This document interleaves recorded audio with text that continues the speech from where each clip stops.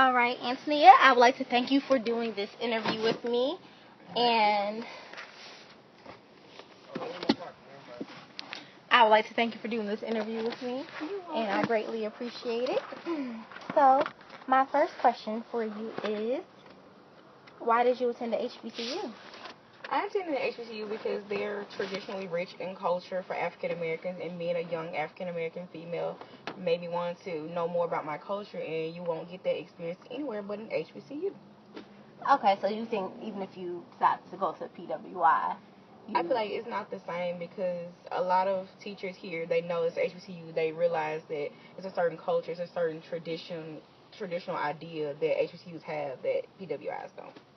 All right, so did you even consider going to a PWI? I did. I was accepted into Ole Miss in Mississippi State. And how do you think your experience would have been different from attending HBCU? I feel like every school is different, so because I didn't attend those schools, I can't really say what it would be like. All right, so do you think that you would have had, well, like you said, you haven't been to PWI, so you can't really speak on it. But from a question about that, do you think that you would have had in any way a better or kind of worse experience than if you attended rather than an HBCU? It's hard to say because I feel like every school has its good and its bad. Like JSU has negative aspects, it has positive aspects, and I'm pretty sure that's the same about every other college and university. So it's kind of hard to say because I feel like every school has, that positive and that negative aspect. Okay, and what has been some of your positive experiences so far at HBCU? So far, positive here. I learned a lot about my culture as a whole. I've got to make friends. I've gotten to like go on trips and experience other HBCUs because I'm a part of the Honda Quiz Bowl team. So I got to experience other HBCUs, and there's always like a family vibe to most HBCUs. Okay, and do you know, like, is there any experience you can remember in particular about that you've experienced at HBCU, like any one experience that you'll never forget? One experience that I will never forget. It could be people you met, like something that might have changed you. Will never forget actually joining the Honda team here at the school because that's where I made most of my friends. That's where I got to put a talent that I had on hold. It's like, because I'm not very athletic, but I got to use my knowledge about black people and about other people to the test, and I got to travel and compete against other schools. So yeah. Is that a talent you always had, or did you find out that you had it when you I feel like I've always been a little gifted in pop culture. Like, that's sort of something I'm interested in. And I feel like I'm not going to say I'm the smartest, but I've been sort of, smart all my life. So, like, some of the stuff, like, it wasn't new to me, but then again, things that I didn't know, I got to learn while in Honda. So. Okay, and what do you feel are some of the challenges of attending HBCU? You can be completely honest. The challenge of attending an HBCU is the stigma and the stereotypes that comes with attending an HBCU. You got the stigma colored people time, and then sometimes that applies to like how people come to class. Then you have the stigma like black people aren't the smartest, and some people are afraid to put their talents to the test and show people that they're like very smart and very educated. And I feel like that comes with the territory. And I feel like that's the main challenge, just getting over the stereotype that just because you go to an HBCU doesn't mean your education will be piss poor. Okay, so do you feel as though these these challenges are at all true? I feel like in every like it applies to the situation. Like, it's not true all the time, but you can find that small percentage where it does matter and it is true. It's sad to say, but it is. Okay, and where do you think those stigmas and stereotypes come from? It comes from the environment, the people we surround ourselves with. You're going to always find that one person who's going to reference a black stereotype, and it's not something that I personally do, but I know people who do, and it's like it's where you come from. Like, we're from the South, so of course there's always going to be a negative vibe to black people in the South. Okay, and is there a challenge you've experienced yourself attending one of these universities? Not really, not anything that would just affect me in a way as to what the question refers, because the only challenge I had here is like, of course, financial issues, yes, but any other issues pretty much haven't had here at JSU. So. Mm-hmm. Okay, and financial issues, can you kind of explain that a little more? That goes back to that HBCUs aren't going to do everything on time. My financial aid wasn't processed until like the end of September, so I was unfortunately purged from the university, and I had to get all that in order, and they figured out like what was wrong, and they had to rectify it. I had to pay to get back in school, and that's one of those things, you just can't control it.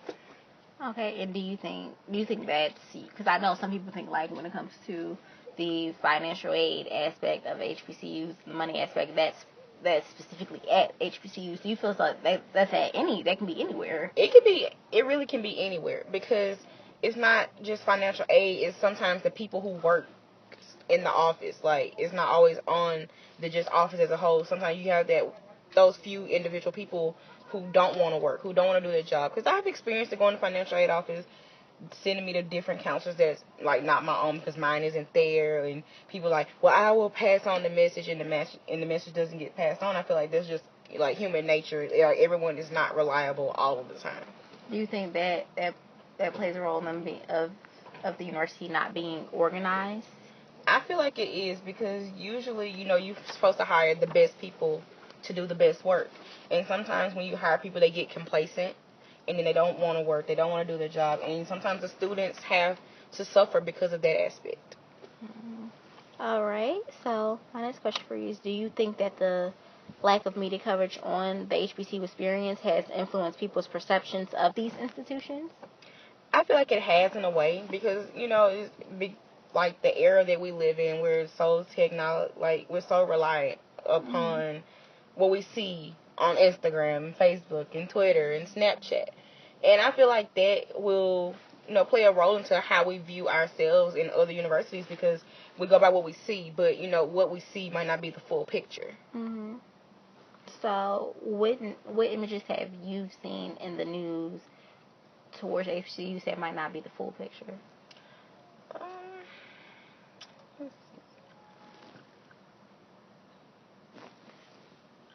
Can't really think of one. Do you think that mainly that the images put out there in news is mainly negative or positive when it concerns HBCUs? I don't really watch the news that much, but when I do, it usually seems like it's kind of negative, like, because HBCUs usually aren't on the news being covered until something bad has happened, and it has to be brought to someone's attention. Like, everything positive that happens not always on the news. Like, sometimes I know we do blood drives, we do go to City Hall, and the band has performed, and all of that won't always be on the news, but usually when something bad happens, we're in the news. And what are the main, like, if you could name some of the negative things that you see anytime you do watch the news, anytime you might see them talk about when they do bring up HBCUs, what are the main things that they focus on? Like, maybe 2 main things that they focus on. They focus on, like, campus violence. And campus violence is the only thing that I can think of offhand, because usually, like, if I'm on Facebook and I see one of the news channels, like a fight broke out of school or something bad happened, like, you don't really see anything of the positive images, because only the negative, I don't know why, but the negative aspects always make for a good story. So I guess you put it like that, everything doesn't make a good story. So, well, do you think that is the same for PWIs at all? I feel like it's like the demographic kind of plays a role into that, because sometimes you'll see good things about PWIs, sometimes you'll see bad. It just depends on the situation and what will make a good story in that area. Because I know sometimes we have mass shootings at PWIs, like, that will make news because that's something that's important, and it, like, in that area, I know, like, when we live, like, where we are now in Jackson, like, I haven't really seen anything about JSU in the news recently that I know of. So, do you think that with the media coverage, do you think PWIs get more or less coverage than we do? they get more coverage than we do because they're always doing something that's great, or they have a big game, and like it's all over the news. Like if you go on ESPN, you can see the games with the PWIs. Like you don't really see that with HBCUs. So then why don't HBCUs have that? Why do men get to have that same opportunity of putting all of that out there? Like I said earlier, I believe it's just the stigma. Like HBCUs in some people's minds will just never measure up to a PWI. I'm not saying that it's true, but that's some people's mindset. Like you go to HBCU, but it'll never be better than this. Like if you compare Mississippi State and Jackson State, they're gonna always say Mississippi State is better because it's PWI. Like they have more than we have. So Okay, let's switch gears when it comes to media a little bit. So if when you think about media, let's not focus on news, let's focus on TV shows and movies. Do you know of any TV shows and movies that has ever came out about historically black colleges and universities? yes, I do. Which ones do you know about? A Different World is like one of the major, I feel like, positive images for HBCUs that I've ever seen growing up. Like a kid from the 90s, like they made their university as an HBCU seem like it was great, and they prospered, and it showed like a really positive image with HBCUs rather than somebody turning up and drinking and partying. Like they had real life issues. Okay, and why? And do you think that A Different World accurately portrayed the HBCU experience? I feel like sometimes they did, sometimes they didn't, because everything is not going to be wonderful all the time, but at the same time, everything's not going to be horrible all the time. Like, you have to find a balance. But for the most part, they did, like, a pretty good job of, like, raising issues and bringing about concerns on the show. Okay. And have you ever heard of anything called the Cosby Effect? I've heard of it, but I don't know what it is. Okay, so the Cosby Effect is basically, to explain in my scholarly article, is basically when Bill Cosby came out with the Cosby Show and then spin off A Different World. Those images help promote students, encourage students to go to college, and then promoted HBCUs, and then encourage students to want to apply, want to go. And at that time, some students wanted to find their Hillman. But so of course they decided to go to HBCU for that, and it basically opened up the doors for other sitcoms and even other movies come out about HBCUs and the experience at these universities to actually promote them in the media when at that time they weren't getting promoted. Do you agree that it did the job that it might have set out to do, maybe even beyond? I feel like it did because, of course, if you watch A Different World and Cosby Show, you want it to be successful. I mean, you had, like, starting off with the Cosby Show, you had Bill Cosby and you had his wife, and they were both successful lawyers and doctors, and they always pushed their kids to, do better. And watching A Different World, they wanted to graduate and go on and be great. And I feel like that was a positive thing because people wanted to be just like that. They wanted to be successful. They wanted to be smart. They wanted to put on show that African American people could be just as good as other people. And I feel like the Cosby Effect kind of helped that era push them into college. Okay, and with even pushing them into college, if you're even thinking bad about the Cosby Show and A Different World, do you happen to even in a better instance, so to speak, do you think that these shows just I just lost my train of thought. Have you ever seen going back to our interview, have you ever seen the show A College Hill? No. I never watched it. Have you ever heard of it, though? I've heard of it, but I've never watched it. And from what you heard, what do you think of it? I feel like people said it was good, but like I said, I've never watched it, so I can get my own interpretation. Like, people made it seem like it was more of a realistic view of what college would be. Mm-hmm. So that's all I can pretty much say about it. Okay, and do you even think that now we need those images out there of historically black colleges, those positive images, or? I feel like we do, because every day there's going to be a... We can pause this. Hold on. Let's go. I feel like we will always need those positive images of HBCUs because no matter how far we progress, there's always going to be that black mark that says, you're not good enough. And I feel like we'll always need shows like A Different World, shows like Colleges, shows like The Cosby Show, because it puts on a main pedestal of what HBCUs can be and what they could be for future and for the present and for the future. Because, like I said, there's always going to be that ideal that HBCUs will never be good enough. Like, the education you get is not going to be great, but I feel like any school is what you make of it.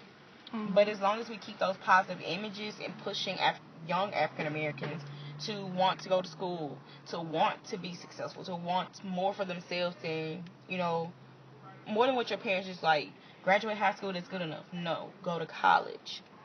You'll never be able to go any further without going. And I feel like if we had more shows like A Different World, more shows like The Cosby Show, more people who, believe that, push your children into HBCUs, help them know who they are. Because I feel like that's a point in your life where you find out who you are here. Because you're around people just like yourselves. You're exposed to ideals and practices that represent your culture more than anything else. So with those positive images comes that learning experience.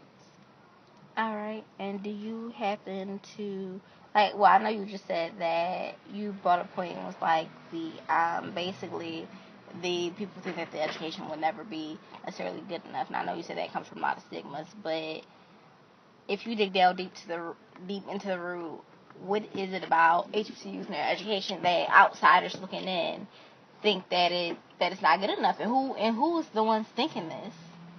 I feel like it's not even people that attend HBCUs. It's people who just, I don't want to make it a race issue, but that's kind of what it is, because historically black colleges and universities are institutions who cater to African Americans, and I feel like it's how we grew up. It's like what you know as you grow.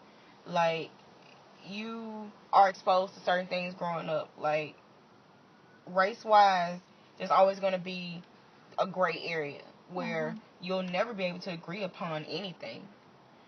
But I feel like any education wise, any college or university, is what you make of it. Like, you can get the best education from Jackson State. You can get the best education from Spelman, from Morehouse. I feel like it's what you make of it while you're here. If you want to be good, if you want to be better, if you want to be successful, you're going to study hard. You're going to go even harder for yourself and for what you want education-wise. Like, you can go to Mississippi State, you can go to Oregon State, and you can fail out, or you can succeed. Like, I feel like any education-wise, any school is what you make of it. Mm-hmm. Like, if you feel like you're not getting supplement education, you're gonna, push for more. And I feel like that's a personal motivation thing. All right. So, do you feel as though, well, let's even take it to nowadays. Do you think the media at all is playing a part in HBCUs being looked at as inferior in a sense? I don't feel that they do. Mm-hmm. I feel like what the media does, it's like it makes everything else look so glamorous, and people just push, education, tradition, all that to the side, because in the media you'll see somebody who's doing so great, and then you're like, well, I don't need to go to school. Yes, you do. And I feel like most black people, like, feel that, it's been, like, growing up, what you're told. What people think about you growing up. There's, like, no secrets to certain things. And, like, you want to go to those schools because you know that they say that you'll get a good education. Mm-hmm. And that's not the media. I feel like it's more of your mindset.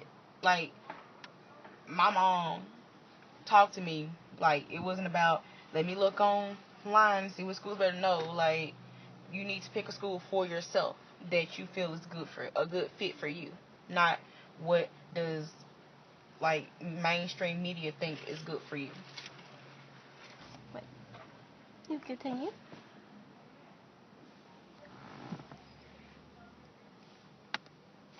And what do you think that what do you think to represent to possibly represent the HBCU experience, do you think that right now we currently have anything out that does that? To my knowledge, no. But I feel like if you want a positive image of something, instead of making us, like, I'll take Snapchat. Instead of taking a Snapchat of you twerking and adding it to the campus story, why not show you doing something positive that reflects your culture? Like, I just feel like if you want something, if you want people to think positive, good thoughts about you or your institution, put those type of images out there. So you think nowadays social media is a driving force of social how... media is the main driving force for some people, because some people snap their lives away, Instagram their lives away. And I feel like if you want, don't put up a picture of you doing something crazy versus you can put up a picture of you studying, reading a book, like do study sessions. You can post those type of images to show, like, we're not all about this. We can't, when push comes to shove, we're just as smart, we're just as good. And if you want those type of ideals about you, you have to be the one to put those images out. When you feel like you're not being represented well, sometimes you have to be that driving force to put your school out there. Got it. So do you think that desegregation has had a negative influence on the culture and growth of HBCUs? It's hard to say, because, like, the whole separation thing starts with segregation. And to be desegregated, I feel like it's more of, like, it's more of you, it's more of what your school is, because nobody can make you feel separated but yourself. Like, it's hard to say desegregation is the problem, because HBCUs were created as a part of, black people not being able to get into those PWIs. And I can understand that, but if you want to continually feel separated, that's into you, because, like, now you can get into PWIs. But if you choose to come to HBCU, that's your choice. So it's kind of hard to say, because it's an iffy area, because, that's a choice. So do you think that, like, even if HBCUs open their door, because, like, right now they're probably like 80 to 95% African American students, but if they open their universities up to more of the races, to bring them in, other than, because you see the athletes are different races and different ethnicities, but if we open up the doors more and involved in maybe, let's say, 25% of other ethnicities and races, how do you think that would change the culture of the HBCU environment, or if it would change it at all? We had this discussion one day in my class, and I feel like people say it would take away the tradition because HBCUs are supposed to cater to African Americans. I feel like there's nothing wrong with learning about other cultures. Like, be educated about what's around you, because it's not just us in this world. I feel like inviting other cultures, there's nothing wrong with it. And people I don't think it'll take away. It'll just add to what we have and make it so much better, because now not only are you exposed to your own culture, but you're exposed to other cultures. You know about other things. You can say, well, I learned this while at an HBCU because you had someone in your class that wasn't black like you. You had someone who was Brazilian. You had someone who was Indian. And you get to be exposed to more than just what you know.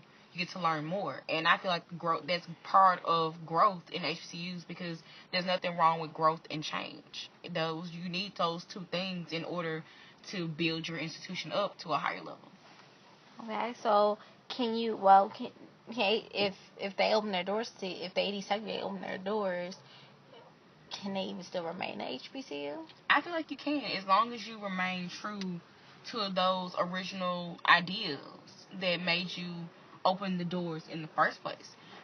Like I said, it's all about change, but sometimes, as long as you stay true to what you are, there's nothing wrong with adding that little bit of change. But you just have to be able to separate the two, be able to say, well, we're changing, but you never forget where you come from. That's kind of like a part of that growth. Like, you just never forget where you come from, about why you started this institution. Never forget, like, this was originally for, the African American culture. And do you think that attending a HBCU has in any way cultivated an increased sense of pride and self-esteem in you? In myself, yes. Because of the simple fact that, I'm very in tune with my culture. But coming here, I was able to explore it with other people who like I'm from the same culture, same cultural aspects.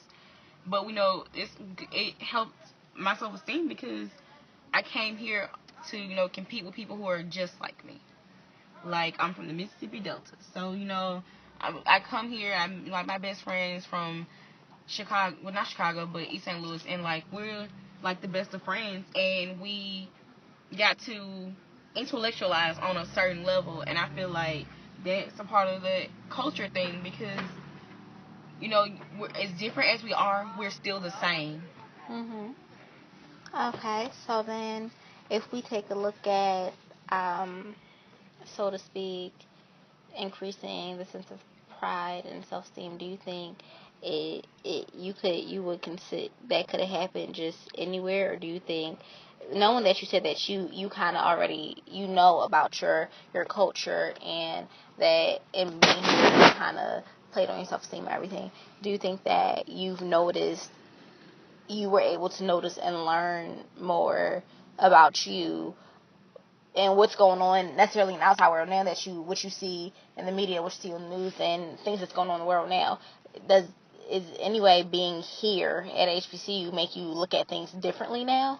I feel like going to a HBCU, you're always going to look at things from your perspective. Mhm. But going here, meeting some of my professors, even though you look at things from a certain perspective because of who you are, because of what you know, like I feel like it still opened my eyes to look at things a little differently, because even though we're all pretty much African Americans here, we're all from different parts of the world. Yeah. We're all from different states, different towns, different values, different ethics, different morals.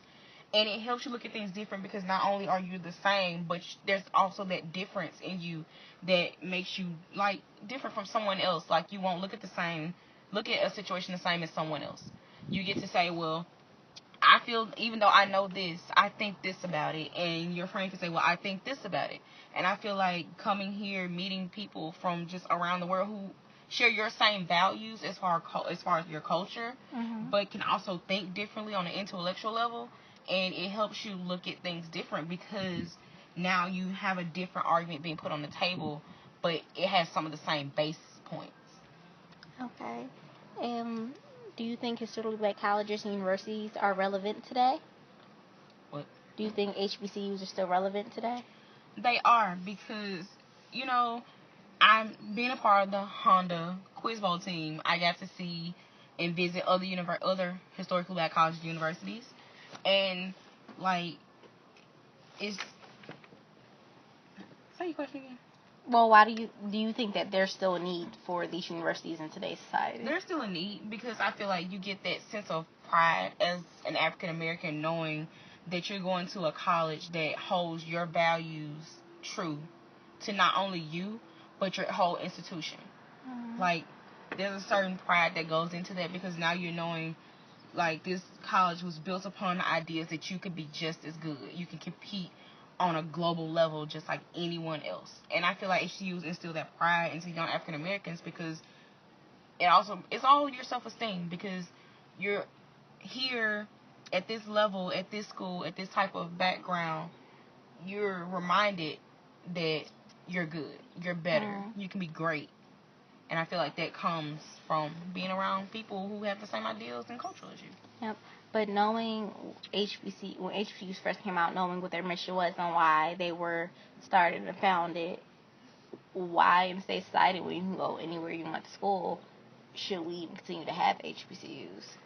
I think about that a lot because I had to actually explore that in class. And I feel like there's still a need because it's just the whole experience at an HBCU will always be very different from any other college or institution. Like HBCU is just that vibe, that feel that you get when you're here, being who you are, versus going anywhere else.